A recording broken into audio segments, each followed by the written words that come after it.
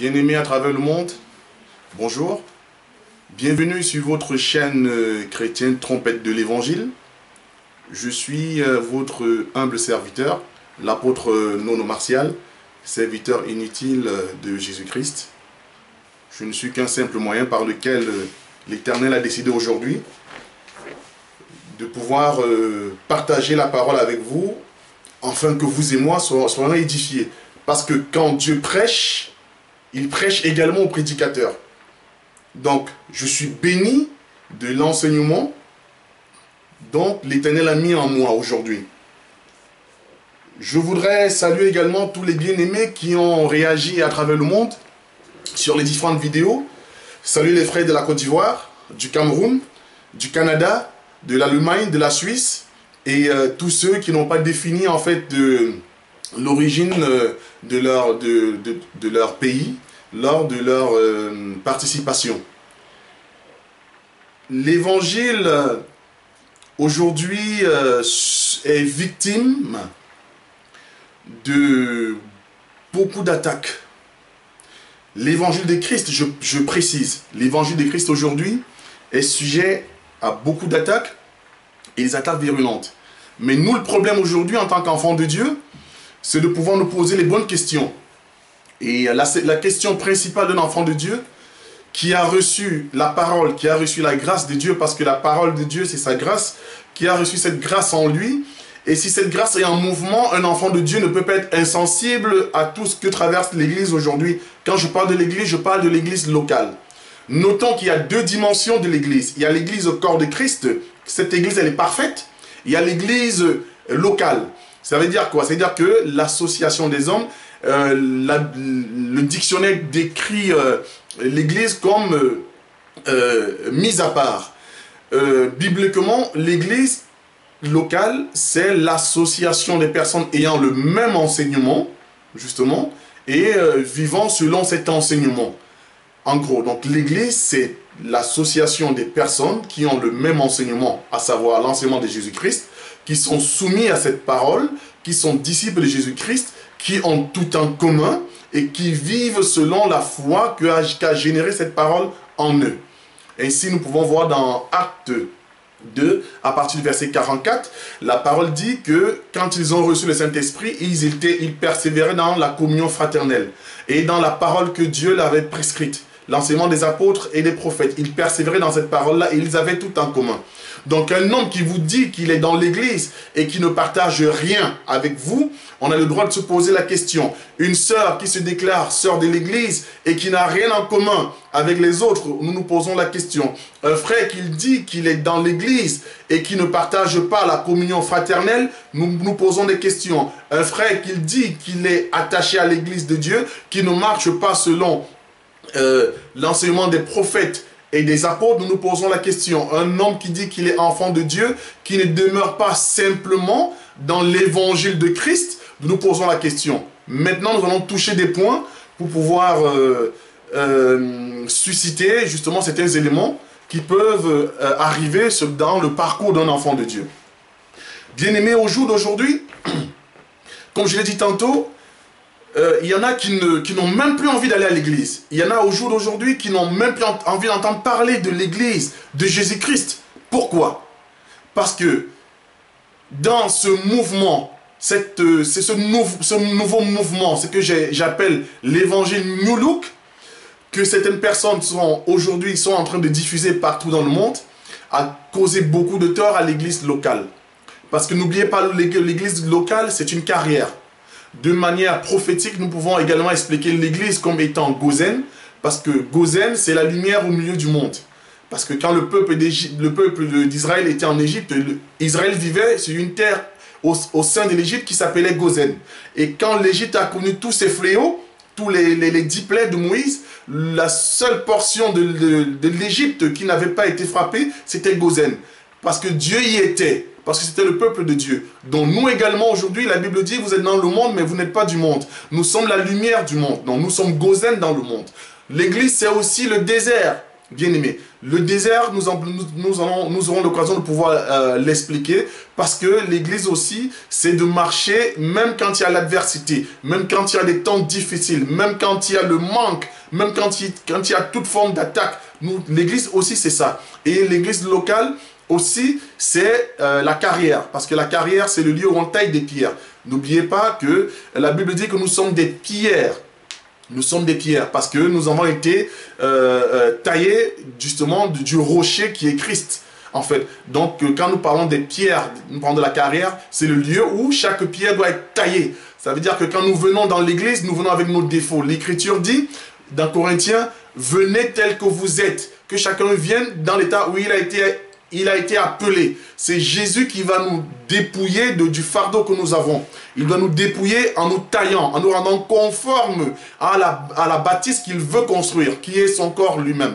Donc l'église, corps de Christ, elle est parfaite parce que c'est une église spirituelle. C'est à celle-là que nous aspirons. Maintenant, avant d'arriver à celle-là, qui est justement la promesse de cette perfection à laquelle nous aspirons, nous devons passer par l'église locale, qui est une église qui subit au jour d'aujourd'hui les affres et les attaques de l'ennemi. Je disais tantôt, cet enseignement, j'aurais pu l'intituler « Le renversement des fondements ». Le renversement des fondements. Vous savez, dans la parole de Dieu n'est pas conforme à la volonté des hommes.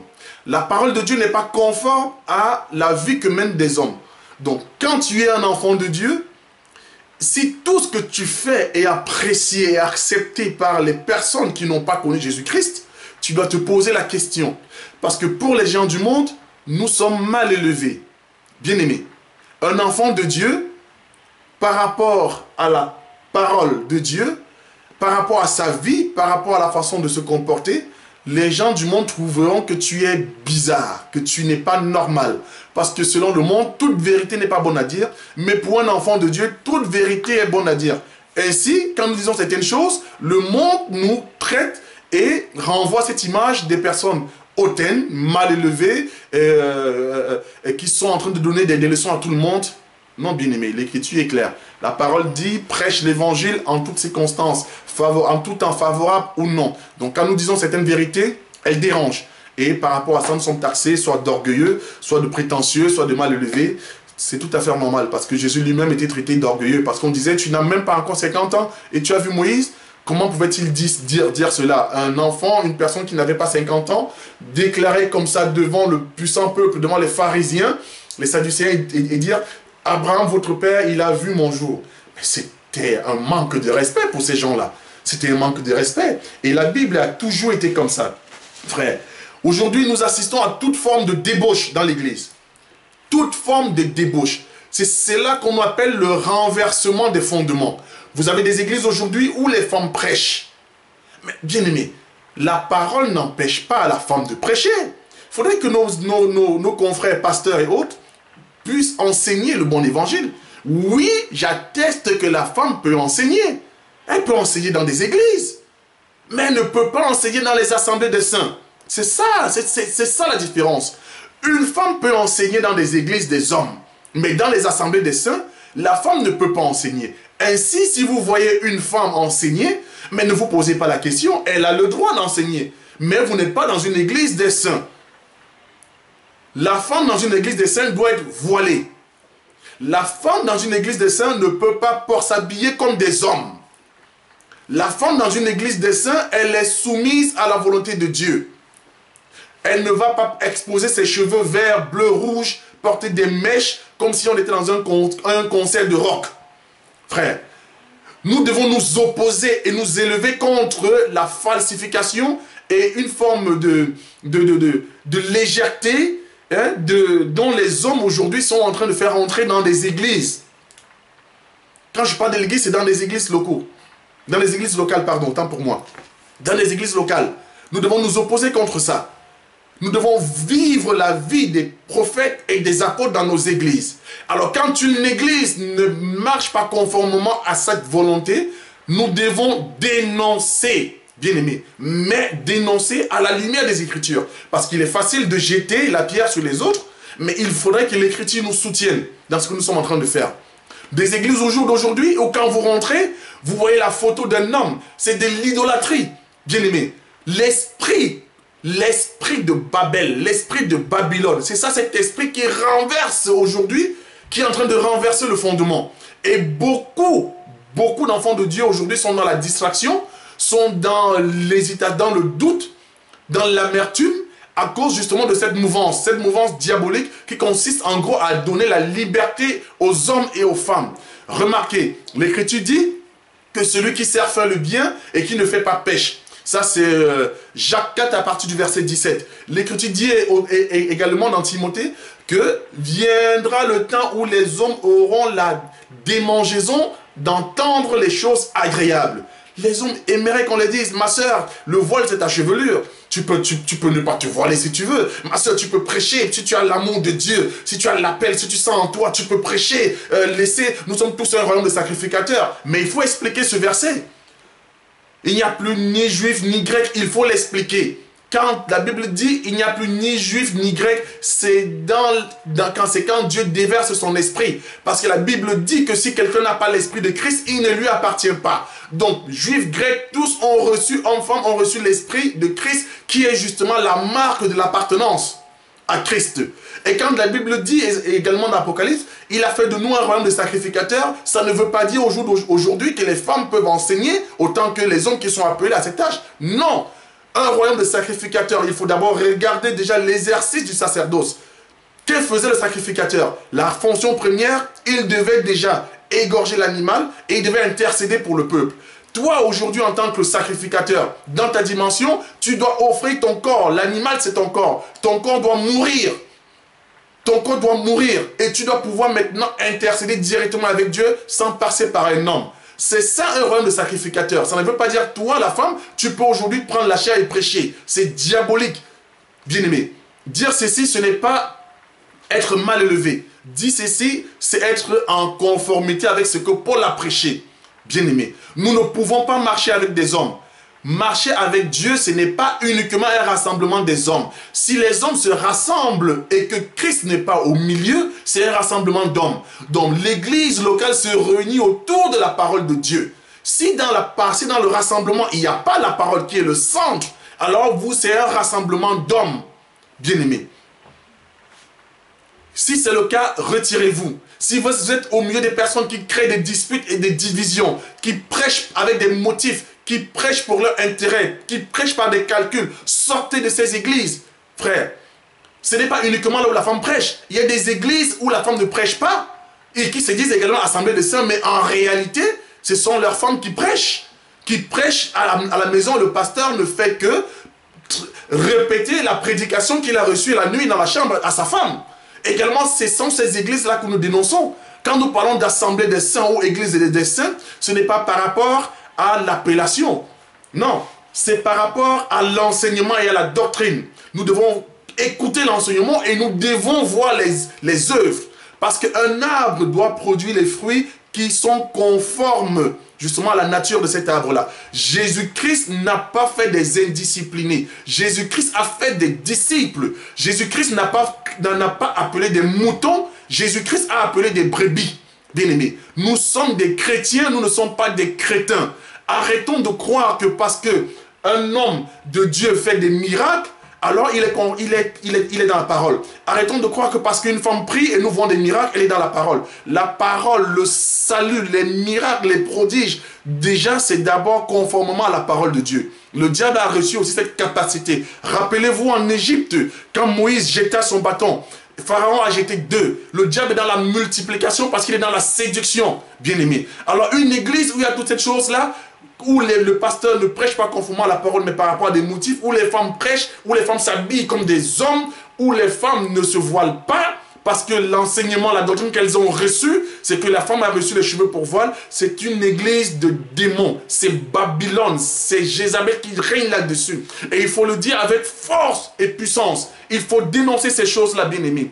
Parce que les gens vous diront, frère, tu es sorti de l'église, non, tu fais ce qu'il... Non, parce que l'Écriture dit, celui qui se met à l'écart cherche ce qui lui plaît. Bien-aimé, c'est celui qui se met à l'écart de la parole, qui a un problème avec Dieu. Ce n'est pas celui qui se met à l'écart des hommes qui prêchent pour des motifs, qui prêchent pour des intentions, qui prêchent pour des choses du monde. Frère, non, tu peux te mettre à l'écart. Dieu va t'aider. Si tu te mets à l'écart et que tu as la parole de Dieu, Dieu ne peut pas te lâcher. Frère, Dieu ne pourra pas te lâcher. Parce qu'il n'abandonne pas ses enfants, bien-aimés. Il n'abandonne pas ses enfants. Le peuple de Dieu aujourd'hui, dans des églises que nous voyons, dans des contrées, dans des nations, aujourd'hui, est exposé à cela. On ne peut même plus parler de Jésus parce que Jézabel a introduit son règne dans certaines églises locales. Jézabel s'est assise dans certaines églises locales. La parole dit, ce que j'ai contre toi, c'est que tu laisses la femme Jézabel prêcher. Mais remarquez, Jézabel est morte depuis le temps d'Élie. Mais au jour d'aujourd'hui, dans Apocalypse, Jésus parle encore à Jean que Jézabel continue à prêcher parce que c'est l'esprit en fait. C'est l'esprit de Jézabel qui règne. C'est l'esprit de Jézabel qui conduit ces gens-là dans la perdition. Une sœur qui avait pour coutume de se voiler, une sœur qui avait pour coutume de ne pas s'agiter, de ne pas s'habiller d'une manière dépravée, au jour d'aujourd'hui, vous les voyez avec des enseignements diaboliques, la chevelure c'est un voile. Bien aimé, mais attention, la chevelure c'est un voile, mais de quel voile il s'agit? Alors, si vous prenez l'écriture comme ça, si nous prenons par exemple le livre de 1 Corinthiens 11, la Bible dit que si la femme n'est pas voilée, qu'elle se rase. Alors, si le voile c'est la chevelure, qu'elle doit-elle raser? Ça voudrait dire que la femme qui n'a pas de cheveux doit se raser. Mais ça n'a aucun sens. Bien aimé, ça n'a aucun sens. Hein? La Bible dit, n'est-il pas honteux? C'est un déshonneur pour un homme de prophétiser, de prier la tête couverte. Mais Jézabel, vous voyez le pape, il prophétise, il enseigne avec son chapeau. C'est cet esprit toujours. Mais vous qui dites que le voile a été donné à la femme, la chevelure a été donnée à la femme comme voile, et vous attestez qu'il est question de ce voile dans 1 Corinthiens 11, et que si la chevelure également c'est un voile chez la femme, c'est aussi chez l'homme. Mais dans ce cas, laissez donc les hommes porter des chapeaux. Laissez des hommes rentrer dans vos églises comme le pape. Parce que le pape, il a rejeté cette écriture, mais au moins il assume. Il porte des chapeaux. Parce que pour lui, ce n'est pas ça, se couvrir. Mais pourquoi dans vos églises, vous dites, vous êtes des églises qui sont différentes selon ce que vous dites de l'église catholique ou de tout ce que nous pouvons voir au jour d'aujourd'hui, mais vous ne le faites pas. Bien-aimés, l'esprit aujourd'hui qui crée la division, qui crée la séparation, qui crée le trouble dans l'église de Jésus-Christ aujourd'hui, quand je parle de l'église de Jésus-Christ, je parle de l'église locale, c'est l'esprit de Babylone. Frère, Babylone, ce n'est pas l'église catholique. Babylone, ce n'est pas l'église protestante. Babylone, ce n'est pas les témoins de Jéhovah. Le diable est rusé. Quand tu commences à regarder, à définir, à circonscrire Babylone comme étant une appartenance uniquement à un mouvement, tu es dans le plan de l'ennemi. Babylone, c'est un esprit. Et cet esprit aujourd'hui est dans des églises, est dans toute forme d'église, que ce soit des églises pentecôtistes, réveillées, adventistes, apostoliques. Babylone est en train de régner dans cette église, dans ces églises-là. La vérité a toujours été isolée. La vérité a toujours été isolée. Bien-aimés, pour entrer dans le fond de notre parole, de ce que j'enseigne, de ce que je suis en train de démontrer aujourd'hui, prenons les Écritures. Bien-aimés, je vais prendre le livre de Apocalypse 14 à partir du verset 6. Et je vis un autre ange, je dis au nom de Jésus, et je vis un autre ange qui volait par le milieu du ciel, ayant un évangile éternel pour l'annoncer aux habitants de la terre, à toute nation, à toute tribu, à toute langue et à tout peuple. Il disait d'une voix forte, craignez Dieu, donnez-lui gloire, car l'heure de son jugement est venue. Adorez celui qui a fait le ciel et la terre, et les mers, et les sources d'eau. Et le verset 8 nous dit, et un second ange suivit, en disant, elle est tombée Babylone, la grande, qui abreuvait toutes les nations du vent de sa fureur et de son impudicité. Alléluia. Elle est tombée, bien-aimée. Regardez, c'est quand Jean a vu un ange au milieu du ciel, frère. Le milieu du ciel. Ésaïe 66 nous dit que le ciel est le trône de Dieu. Donc si un ange est au milieu, ça ne peut être que Dieu. C'est une représentation. Donc le milieu, le trône c'est le ciel, selon Ésaïe 66 verset 11. Donc quand l'ange il est au milieu du ciel, alors nous comprenons que c'est l'ange c'est Dieu qui est en mouvement. Il a un évangile éternel. Et c'est cet évangile là, c'est par cet évangile qui est éternel que Babylone tombe. Frère, donc là où n'est pas prêché l'évangile éternel, Babylone ne peut pas tomber. Et quand je parle de l'évangile éternel, je ne parle pas selon les appellations, selon la dénomination, selon que aujourd'hui une église peut se définir étant de l'évangile éternel ou étant de l'assemblée des saints. Non, frère, l'évangile éternel, c'est l'évangile qui n'a ni commencement ni fin, parce que c'est Dieu lui-même. C'est l'évangile de Jésus-Christ et c'est l'évangile du royaume. Il y en a aujourd'hui qui prêchent l'évangile éternel sans savoir qu'ils prêchent l'évangile éternel, parce qu'ils ont reçu la grâce de Dieu d'expliquer les choses selon l'analogie de la foi, selon le fondement des prophètes et des apôtres, et qui marchent d'une manière vertueuse en conséquence avec ce qu'ils prêchent. Ça, c'est l'évangile éternel. Mais vous avez des gens qui se réclament de l'évangile éternel, des assemblées des saints, qui n'ont rien en commun avec l'évangile, si ce n'est le nom. Bien-aimé, si ce n'est le nom. Nous voyons ici Babylone tomber. Mais avant que Babylone ne tombe, il y a eu un processus. Il y a eu un processus. Il fallut que l'évangile éternel arrive pour que Babylone tombe. Frère, prenons le livre, quand nous prenons Apocalypse 4, nous restons à Apocalypse. Prenons Apocalypse 4 à partir du verset 2. La Bible dit, je lis au nom de Jésus. Aussitôt je fus ravi en esprit, ces gens qui parlent. Et voici, il y avait un trône dans le ciel. Et sur ce trône, quelqu'un était assis. Celui qui était assis avait l'aspect d'une pierre de jaspe et de sardoine. Le trône était environné d'un arc-en-ciel, semblable à de l'émeraude. Autour du trône, je vis 24 trônes. Sur ces 24 trônes, 24 vieillards assis, revêtus d'un vêtement blanc, sur la tête des couronnes d'or. Bien-aimés. Ici, l'Écriture nous dit, dans Apocalypse 14, Jean dit qu'il a vu au milieu du trône quelqu'un. Il a vu quelqu'un au milieu du trône. Et autour du trône, Jean nous a donné un petit peu la description de l'homme qu'il a vu, de cette représentation qu'il a vue. Et au milieu du trône, autour du trône, il y avait 24 vieillards. Et quand vous lisez également à partir du verset 6, et autour du trône également, il y avait les 4 êtres vivants, bien-aimés. Et quand nous prenons le verset 5, je lis le chapitre 5 toujours de Apocalypse, à partir du verset 4, la Bible dit, « Puis je pleurais beaucoup de ce que personne ne put trouver digne d'ouvrir le livre de vie et de le regarder. L'un des vieillards me dit, ne pleure point, voici le lion de la tribu de Juda, le rejeton de David qui a vaincu pour ouvrir le livre et ses 7 sceaux. Et je vis au milieu du trône et des 4 êtres vivants et au milieu des 24 vieillards, un agneau qui était là comme immolé. » Bien-aimé, ici, Jean nous dit qu'au milieu du trône, il y avait un agneau. Jean nous dit dans Apocalypse 14 qu'au milieu du ciel, il y avait un ange qui avait un évangile éternel. L'agneau ici avait le livre de vie. L'ange au milieu du ciel, dans Apocalypse 14, avait l'évangile éternel. L'évangile éternel, c'est le livre de vie. Parce que le livre de vie, c'est Jésus-Christ. Bien-aimé, nous allons... Qui doit se déverser sur la terre, dans le monde. Nous allons développer ça plus tard. Remarquez une chose. L'agneau est immolé sur le trône, mais au milieu des 24 vieillards. Bien-aimé, je suis en train d'établir le fondement de l'évangile. Même si tu ne vois pas encore où est-ce que je vais en venir, ne te demande pas, mais qu'est-ce que Apocalypse a à y voir? Bien-aimé, Dieu fera grâce, tu vas comprendre. Je sais que pour ceux qui sont éclairés, ils commencent déjà à comprendre. Je suis en train d'établir justement le fondement de l'évangile. Frère, parce que si Paul dit que nous avons dans Éphésiens 2, verset 20, nous avons pour fondement établi sur le fondement des apôtres et des prophètes, Paul l'a forcément pris quelque part. Paul ne peut pas parler en vain. Si c'est le même esprit qui avait utilisé Élie, Jean, Pierre, Paul, alors les deux doivent parler. Parce que la Bible dit, Dieu parle tantôt d'une manière, tantôt d'une autre, mais l'on n'y prend point garde. Donc Dieu parle d'une seule chose, mais de plusieurs manières différentes.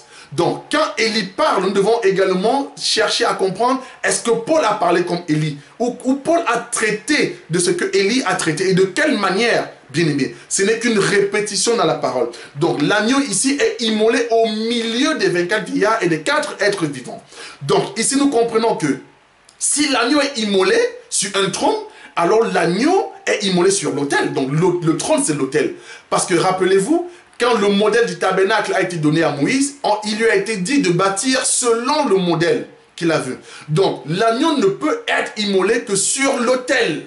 bien-aimés. Donc ici, si le trône, il y a un agneau comme immolé, alors nous comprenons en réalité le trône de Dieu, c'est un autel. Un autel dont autour, il y a les 4 êtres vivants et les 24 êtres et les 24 vieillards. Quand nous parlons de vieillards bien-aimés, nous ne parlons pas des hommes avec des cheveux blancs. Non, vieillard ici, en fait, c'est le symbole de la sagesse, de la connaissance. Parce que la Bible dit, craignez Dieu, donnez-lui gloire. Donc ici, ce sont des gens qui ont reçu la capacité d'exprimer cette volonté. Donner la gloire à Dieu et craindre Dieu, bien-aimé. Et ça, c'est l'enseignement des 24 vieillards. Donc nous allons voir l'établissement des 24 vieillards dans nos vies. Parce que nous ne pouvons pas être sauvés en dehors des enseignements des 24 vieillards. C'est pour ça que ceux aujourd'hui qui renversent l'autel de Dieu, et nous allons voir c'est quoi l'autel, qui renversent les fondements, parce que l'autel c'est un fondement, ils ne peuvent pas vous enseigner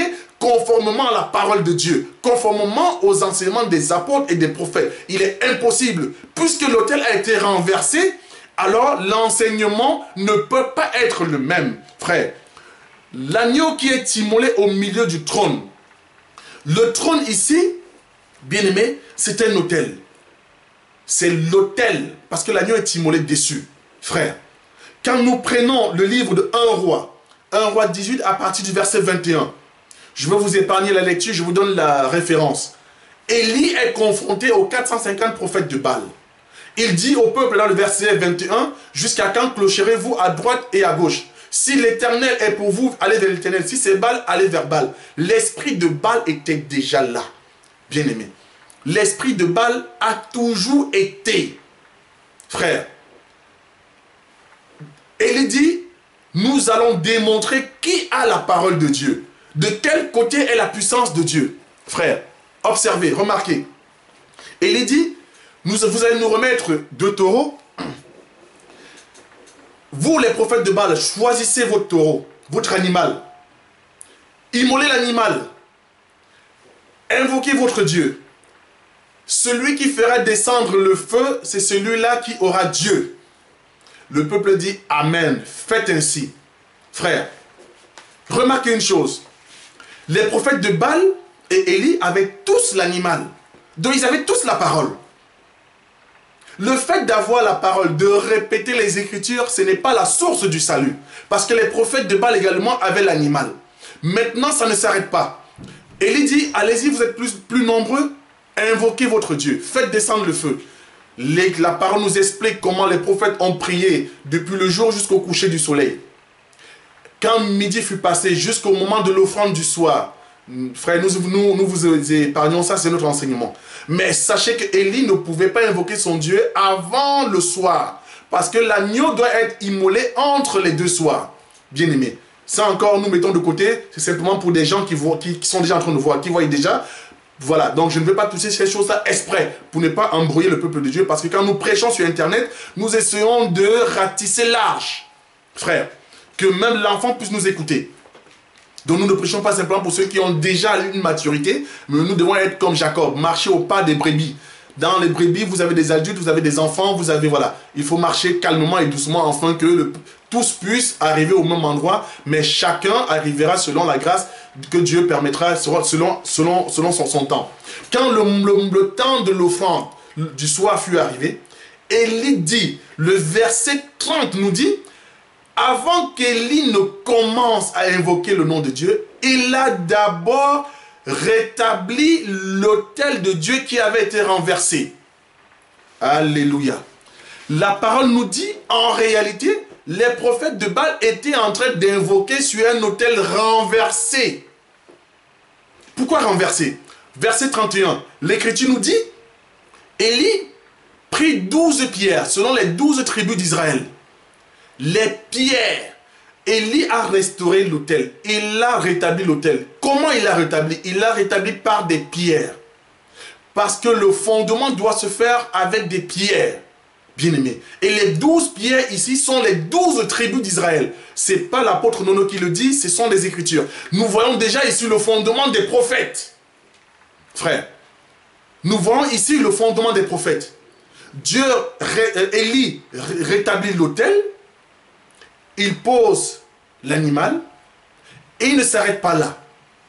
il dit, prenez 4 cruches d'eau, remplissez l'eau, versez sur l'autel. Faites-le une seconde fois, il le fait une seconde fois et faites-le une troisième fois. Ils ont versé 4 fois, 3 fois, 4 cruches d'eau. Bien aimé, la cruche ici ce sont des vases. Ici nous avons déjà les 12 pierres et nous avons aussi 4 cruches d'eau qui ont été versées 3 fois, ça fait 12. Bien aimé, nous savons le chiffre 24. Et c'est pour ça que prophétiquement nous pouvons expliquer que les 12 cruches d'eau ici, c'était déjà la prophétie, la représentation des apôtres. Parce qu'il y a les prophètes qui sont le fondement, il y a aussi les apôtres. Nous avons le 24, bien aimé. Maintenant, seulement en ce moment-là maintenant, Élie pouvait invoquer.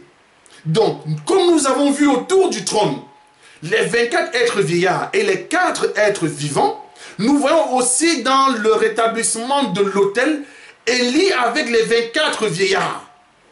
Parce qu'en réalité, les 24 vieillards, ce sont les 12 prophètes et les 12 apôtres. C'est ça le fondement d'Éphésiens 2, verset 20. Le fondement des apôtres et des prophètes. Si vous n'avez pas ça, vous êtes en train d'adorer Baal. Il fera des miracles. Et n'oubliez pas que dans l'église de Baal, il y a plus... Mais imaginez-vous une église où il y a 450 prophètes. Mais attendez, c'est incroyable. Une église où il y a 450 prophètes. Mais quel homme naturel n'irait pas vers là? Mais il verrait de manière naturelle que c'est une église où il y a la grâce. Parce qu'ils ont 450 prophètes. Pas des fidèles, mais des prophètes, des serviteurs. Vous pouvez imaginer alors le nombre de fidèles? Mais c'était toute une nation. C'était toute une nation qui avait fléchi devant Baal, bien-aimé. Donc nous devons voir autour de l'autel les 4 êtres vivants également. Mais les 4 êtres vivants, ce sont les 4 cruches, frère. Parce que quand nous parlons du synoptique ou de la tétramorphe, en fait c'est la représentation des 4 évangiles. Parce que les 4 êtres vivants sont représentés par les 4 évangiles. Et ce sont les 4 évangiles qui engendrent les 12 prophètes. Et ce sont aussi les 4 évangiles qui aussi peuvent être ramenés à l'image de Jacob et qui est Israël et de ses 4 femmes. Parce que Jacob avait 4 femmes bien-aimées. Il y avait il y avait Rachel, il y avait Léa, il y avait Bilal et il y avait Zilpa. Rachel et Léa étaient des épouses du premier rang. Et Bilal et Zilpa étaient des servantes, donc épouses de second rang, si on peut le dire ainsi. C'est de ces 4 femmes que sortent les 12 fils d'Israël. C'est de ces 4 cruches que sortent les 12 jets d'eau. Parce que les eaux, ce sont des hommes. Bien-aimés. La Bible nous enseigne aussi que l'eau, c'est la parole, l'eau, c'est aussi l'homme. Donc ici, nous pouvons ramener tout ça de manière prophétique pour comprendre qu'en réalité, Dieu parle tantôt d'une manière, tantôt d'une autre, mais il parle de la même chose, mais de plusieurs manières différentes. Ici, nous voyons clairement que Élie a établi le trône conformément à ce que Jean a vu. Jean a été ravi, donc il l'a fait selon le modèle.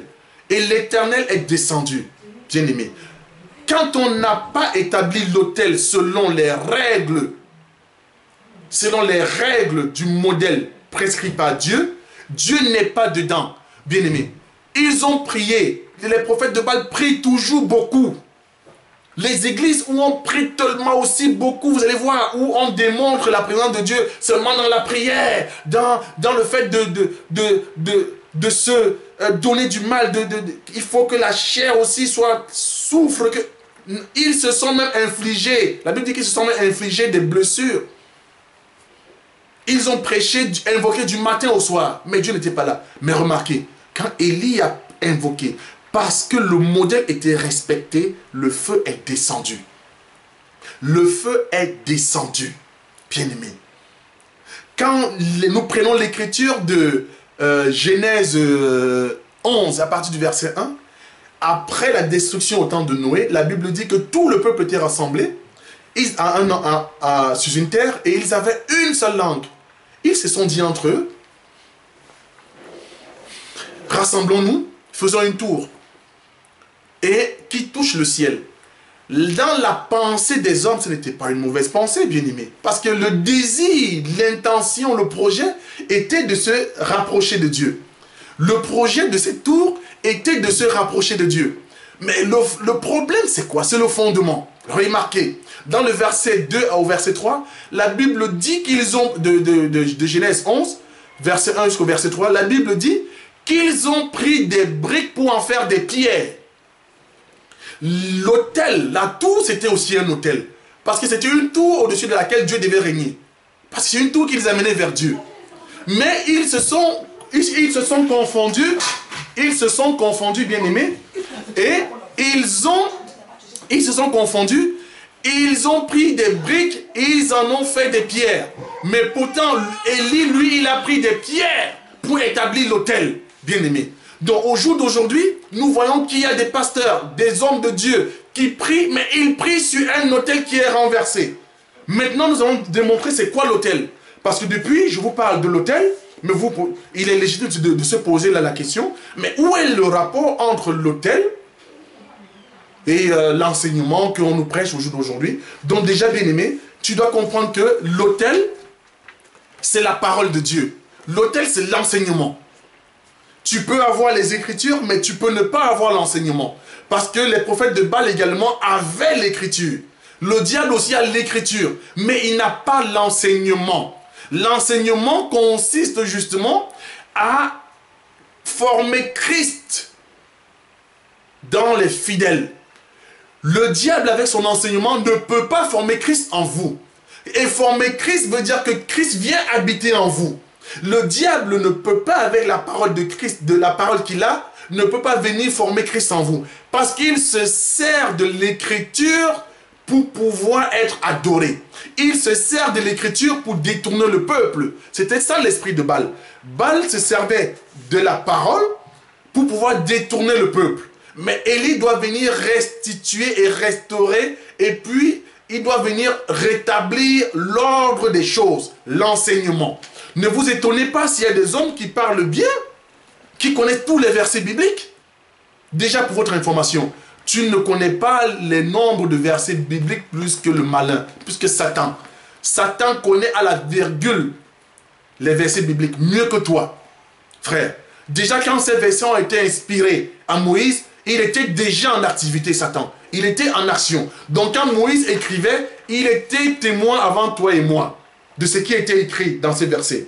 Quand nous prenons le livre de Psaume 11 à partir, excusez-moi, Psaume 11 à partir du verset 3, l'Écriture dit: que ferait le juste si l'autel est renversé? Attendez, pour la meilleure lecture, pour pas que je me trompe dans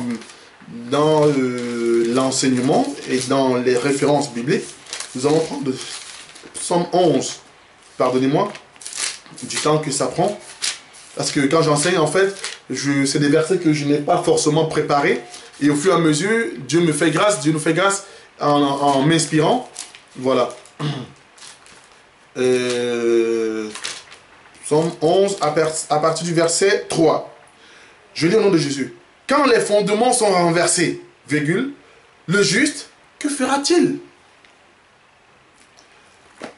Que ferait le juste si les fondements sont renversés? Parce que le juste ne peut pas marcher quand les fondements sont renversés. Bien-aimé. Parce que le fondement, ici, c'est l'enseignement des prophètes et des apôtres. Paul, quand nous prenons Galates, nous prenons Galates 1, à partir du verset 7, je lis au nom de Jésus. À partir du verset 6, Paul dit: je m'étonne que vous vous détourniez si promptement de celui qui vous a appelé par sa grâce, par la grâce de Jésus-Christ, pour passer à un autre évangile. Mais vous vous détournez, en réalité, Paul dit, vous vous détournez de celui qui vous a appelé par la grâce de Jésus-Christ pour passer à un autre évangile. Et Paul précise, non pas qu'il y ait un autre évangile, mais il y a des gens qui vous troublent et qui veulent renverser l'évangile de Christ. Ils veulent renverser l'autel. Bien-aimé. Ils veulent renverser l'autel de Christ. L'évangile, c'est l'autel. C'est faire selon le modèle. C'est ce qu'ils sont en train de faire. C'est pour ça aujourd'hui, vous rentrez dans une église, il y a une photo d'un homme. Un homme, je suis le général de Dieu. Mais ce sont des faux Christ. Bien-aimés, vous êtes dans l'idolâtrie. Un lieu où on invoque le nom de Dieu ne peut pas avoir une représentation d'un homme comme étant le pasteur principal, une photo collée au mur, en grand. En réalité, ce n'est pas l'église de Jésus-Christ, c'est son église. Mais comme vous n'avez pas les yeux pour voir, comme vous n'avez pas les yeux pour voir et pour dénoncer ces pasteurs diabolico-sataniques, non, vous vous conformez à ce qui vous plaît, à la liberté qu'il vous donne. Vous avez des hommes de Dieu, soi-disant aujourd'hui, qui vont jusqu'à détruire les couples. Dis aux femmes, le mari que tu as, non, ce n'est pas ton mari, pour prendre en référence l'écriture de Jean 4, la femme samaritaine. Pourtant, ils ne comprennent même pas ce mystère. Ils ne comprennent pas. Quand nous prenons le livre de Jean 4, Jésus faisait référence justement aux nations. Parce que cette femme-là, bien qu'étant descendante de Jacob, elle représentait aussi les nations. C'est pour ça quand j'ai touché tout à l'heure les 24 vieillards, bien que le vase ici sont des femmes de Jacob, elles représentent aussi, elles peuvent représenter aussi les nations. Elles peuvent aussi engendrer, on peut aussi engendrer par ces vases-là, ces cruches qui sont des vases, aussi des prophètes et aussi des apôtres. Parce que Dieu se répète, en fait. Dieu se répète simplement. Sachez que les prophètes et les apôtres ne peuvent pas avoir deux vases différents. Non. Ils ont une seule source. Donc, ils sont engendrés par une seule source, frère. Et nous voyons aujourd'hui des hommes dire à une femme, celui que tu as chez toi n'est pas ton mari. Non, tu n'es pas Jésus-Christ. Et Christ était prophétique, parce que lui, il se présentait comme le septième, qui est le septième jour. C'est lui qui doit amener la femme dans le repos. C'est lui qui doit accorder la grâce à la femme. Il se posait comme étant la source d'eau. Il dit, l'eau que je te donnerai, tu n'auras plus jamais soif. Ce n'était pas l'eau que cette femme était venue chercher. Parce que cette femme était attachée aux choses de la terre. Mais Jésus voulait qu'elle lève le regard. Qu'elle lève le regard pour comprendre. Nous qui étions des païens, nous étions en train d'adorer les choses du monde. Nous étions soumis à Babylone, à Babel, à cet esprit-là. C'est en cela que Jésus vient se poser comme le septième mari, qui est le septième jour. Parce que le septième jour, c'est Shabbat, c'est le jour du repos. Bien-aimé. Ça, c'est une parenthèse. Vous avez des hommes qui vous prêchent aujourd'hui. Ta mère est satanique, elle veut te tuer.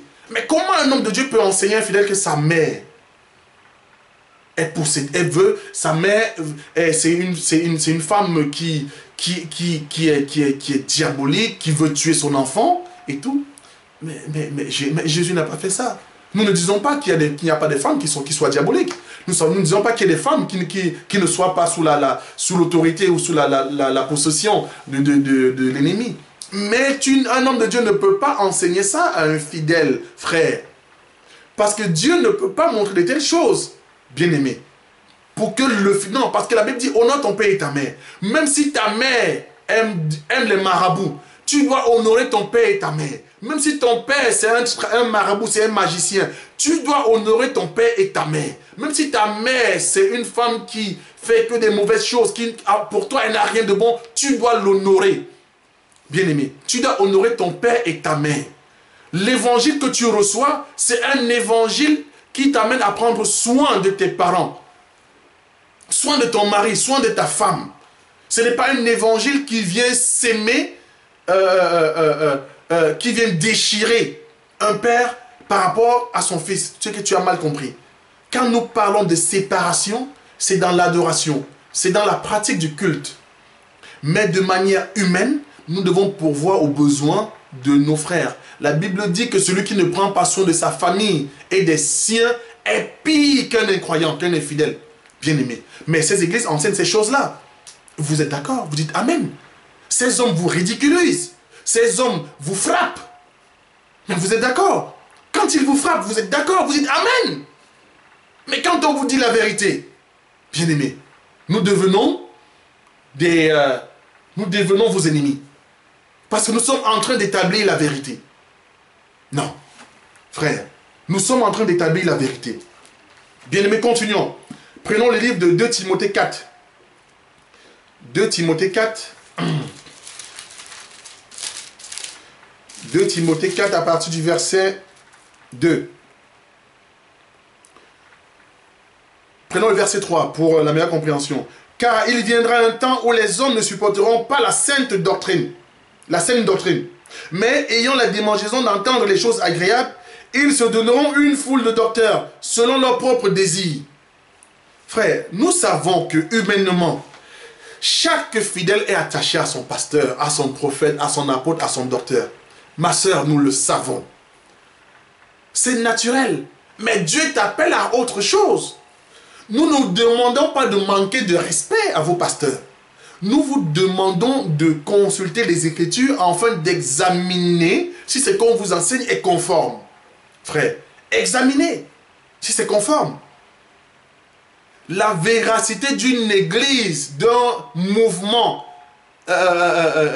chrétien ne peut pas s'établir sur des miracles, sur le nombre de fidèles, sur la grandeur de l'église, non, la véracité d'une église de Dieu s'établit par rapport à l'enseignement des prophètes et des apôtres.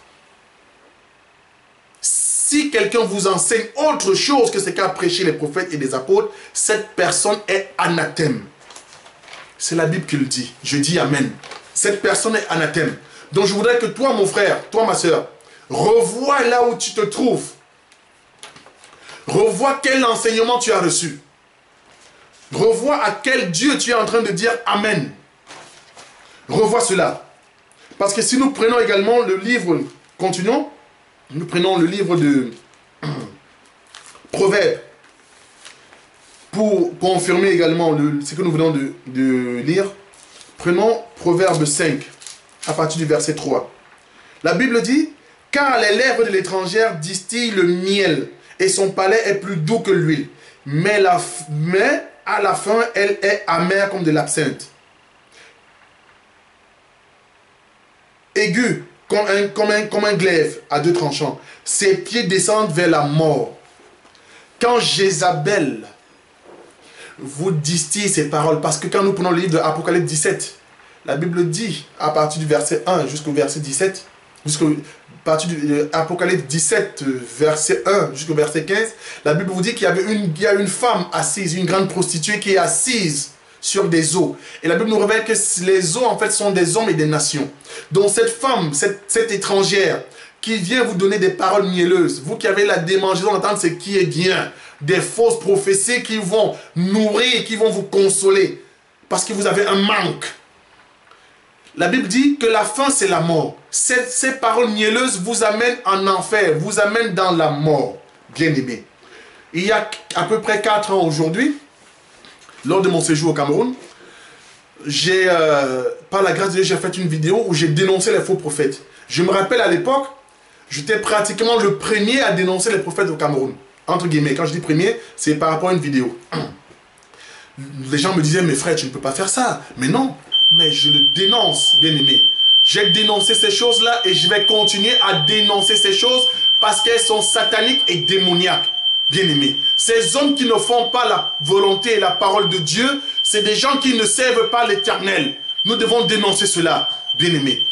Ceci était juste une première portion de ce que je voulais faire par la grâce de Dieu, que je voulais démontrer. Nous pouvons continuer, frère. Nous pouvons continuer et démontrer, bien-aimés, que ces gens-là ne sont pas en train de vous servir, mais ils se servent.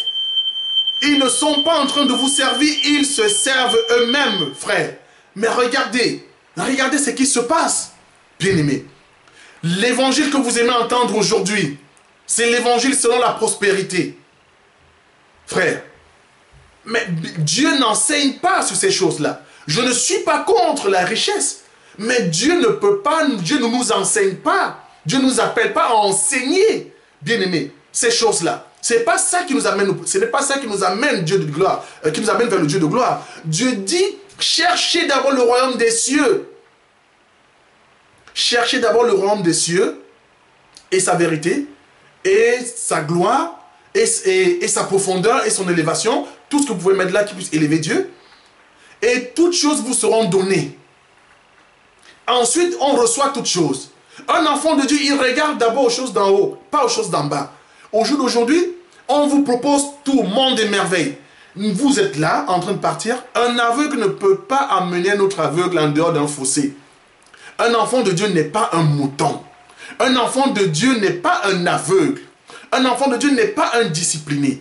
Un indiscipliné. La parole de Dieu que tu reçois doit faire de toi un discipliné. Sinon, tu es sous l'adoration. Tu es en train d'adorer Baal. Retenez, frère, que si tu n'es pas dans un enseignement conforme à la volonté et à ce que Paul et les prophètes et les apôtres ont prêché, tu es en dehors de la parole de Dieu. Tu marches selon les choses de la terre et du monde. En cela, Dieu nous appelle à sortir de là. Nous avons vu clairement qu'il fallait que l'autel soit renversé par les faux prophètes, que Élie vienne enfin de rétablir l'autel. Alors toi, au jour d'aujourd'hui, toi qui pries, toi qui prophétises, toi qui invoques, sur quel autel es-tu en train d'invoquer le nom de Dieu? Sur quel autel, mon frère et ma soeur? Sur quel autel? Est-ce que c'est l'autel des groupes des écoles bibliques? Frère, est-ce que c'est ça aujourd'hui l'enseignement? Vous avez des personnes aujourd'hui qui ont un manque, qui sentent en eux la volonté de servir Dieu, mais par manque de connaissances, pensent qu'en allant dans une école biblique, ils vont être remplis de Dieu. Bien-aimé, c'est le Saint-Esprit qui enseigne Dieu. On ne fait pas ce qu'on veut. La parole de Dieu, c'est faire ce que la parole demande. On ne sert pas Dieu selon ses émotions, selon ses envies, selon sa propre révélation. On sert Dieu selon la recommandation des Écritures. Frère, ce n'est pas parce que tu sens en toi l'envie de servir Dieu que tu deviens apôtre ou pasteur. Ce n'est pas, ma soeur, parce que tu sens en toi l'envie de servir Dieu, d'aller au-delà, de faire plus que les autres, que tu deviens maman pasteur. Non. Parce que Uza, lui aussi, avait cette envie de bien faire. Quand Uza a touché l'arche, il était dans la bonne intention. Frère, Uza avait la bonne intention. Il ne voulait pas que l'arche tombe. Il a touché. Mais il n'avait pas à le faire. Frère, parce qu'il n'avait pas été appelé à ça. Il n'a pas respecté le modèle selon comment un enfant de Dieu doit se comporter. Parce qu'il n'y avait que des Lévites pour faire certaines choses. Mais Uza, dans le souci, mais il y en a qui veulent aider Dieu. Nous avons des frères et des sœurs aujourd'hui qui veulent aider Dieu. La Bible dit clairement que la femme, dans les assemblées des saints, les femmes ne peuvent pas enseigner. Mais vous avez des frères. Nous appelons mais des audacieux. Bien-aimés. Nous sommes vraiment à la fin des temps. Qui démontrent, qui sont même en train de vouloir vous démontrer que non, les femmes peuvent prêcher. Mais une femme ne peut pas prêcher. Frère, ma soeur, tu ne peux pas prêcher. Même si tu as l'amour, va exercer l'amour que tu as d'une autre manière. Mais tu ne peux pas prendre la chair pour prêcher. Du moment où tu le fais, tu as renversé. Tu es en train de prêcher, d'invoquer et de vivre ta foi sur un autel renversé. Frère, sur un autel renversé. L'écriture est claire.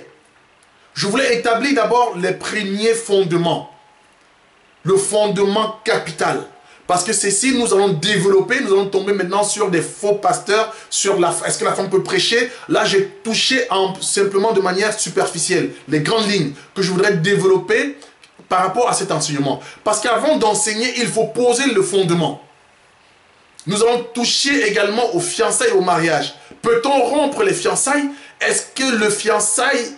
Est-ce que justement les fiançailles sont différentes du mariage? Nous allons toucher ces éléments-là. Nous appuyons sur le fondement. Donc avant toute chose, avant qu'un homme ne puisse être reconnu comme enseignant de la parole, ayant été autorisé, nous devons d'abord regarder s'il marche selon le modèle établi. Parce que Paul dit que personne ne construit en dehors. Faites attention à la manière dont vous bâtissez sur le fondement. Faites attention, frère. Donc un homme qui vous ramène tout ça, qui vous amène dans la confusion, il ne bâtit pas selon le modèle. Frère, il ne bâtit pas selon le modèle. Quand la Bible dit sortez du milieu d'eux, c'est sortir de Babylone. Mais quand vous aurez un enseignement qui est fondé, qui a pour base l'enseignement des prophètes et des apôtres, les 24 vieillards, qui aura les 4 cruches, qui sont les 4 êtres vivants, qui sont aussi les esprits de Dieu, qui sont également les 4 évangiles, qui sont aussi la manière, qui sont les pattes de l'agneau. Parce que l'agneau a 4 pattes, nous allons développer ces choses-là. Quand vous comprendrez cela, alors seulement Babylone tombera. Parce que l'Écriture dit que quand il y a l'évangile éternel, qui est l'évangile qui vient de Dieu lui-même, alors Babylone tombe. Babylone ne peut pas tomber avec les enseignements des hommes, parce que ce sont les enseignements des hommes.